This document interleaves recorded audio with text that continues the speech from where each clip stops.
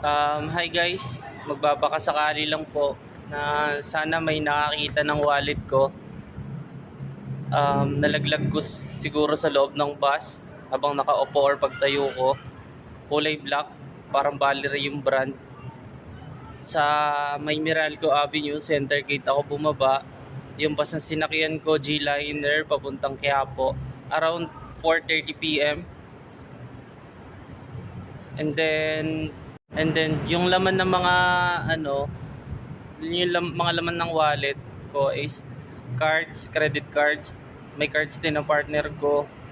Tapos UMID, National ID, TIN, PhilHealth. So kahit yung mga cards na lang yung pinaka mismong wallet, kahit yung cash sa inyo na lang po, pabalik na lang po, salamat.